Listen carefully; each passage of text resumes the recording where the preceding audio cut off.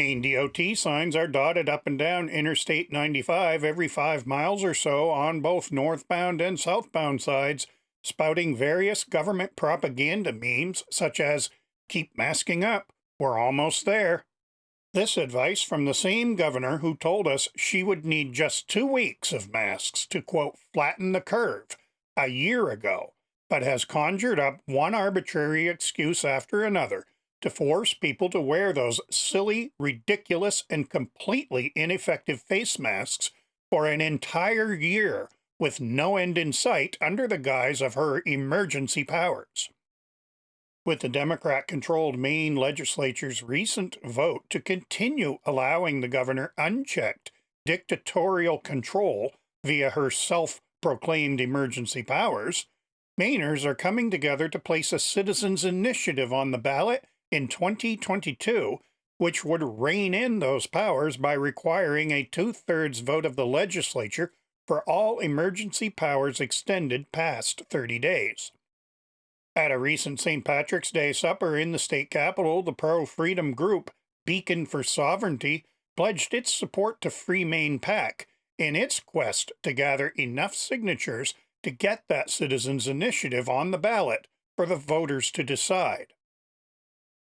Harrison Kemp is heading up the Free Maine PAC Citizens Initiative effort, which is in the signature collecting phase of the project.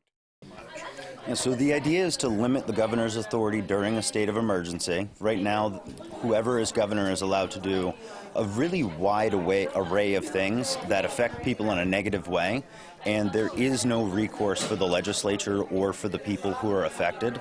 So the idea is to bring that power back to the people and make the legislature approve the extension of the use of those powers past 30 days. So if there is a real emergency and the governor really does need to respond, they have the ability to do so, but the people are represented before that happens. Kemp says the idea to start the process for a citizens' initiative began around 6 months ago in the midst of the media-contrived COVID-19 scare. So it was probably about 6 months ago. I was sitting there watching how everything was going, all the businesses that were being affected, business owners who were being put out. I was also watching, because I have siblings in high school, and I was watching them and their friends get extremely depressed because their entire social life was gone.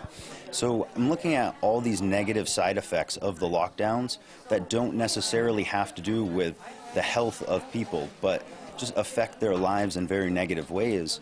And I said, this isn't right that one person has this much power. So I looked around to see if any other groups had done anything similar, if they had started trying to reduce the governor's authority, and there wasn't anything going on. So I started researching what the current powers were, what we could do to limit those, so that way they gave a better basis for freedom for people to be represented.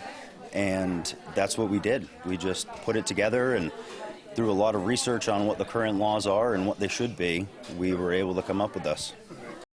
Jared Gilbert, who is working with Kemp in the Free Maine PAC, decided to get involved because the lockdown put him out of work and affected him in a very negative way. This particular lockdown put me out of work for a substantial amount of time, cost me a lot of money, cost Harrison as well a lot of money in being put out and furloughed that way. So this really hits close to home for me personally, and I'm sure as it does to a lot of other Mainers, where it's affected our checkbooks, it's affected our livelihood, and we need to have a say. We need to be able to have a voice, if you will. Kemp says he and his volunteers are currently collecting signatures. Yes, we are currently collecting signatures. We've been collecting signatures since January 25th of this year, and we have until January 25th of next year to collect them. We need 63,067 signatures to get it on the ballot in 2022.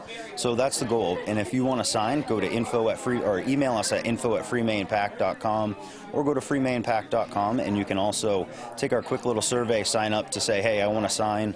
We'll send someone over to you and make it as easy as possible. Beacon for Sovereignty was formed almost a year ago in the midst of the governor's arbitrary and unlawful emergency powers mandates.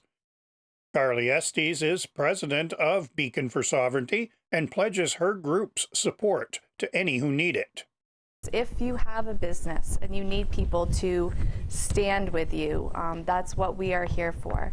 To see a business owner here is really exciting, and what we have needed. So thank you for coming to this event, and hope to see you at more. You can contact Beacon for Sovereignty online at their website, beaconforsovereignty.com. The Free Maine PAC can be found online at freemainpac.com. This story and more in the print edition of the Fort Fairfield Journal. For WFFJ-TV, I'm Dave DeShan.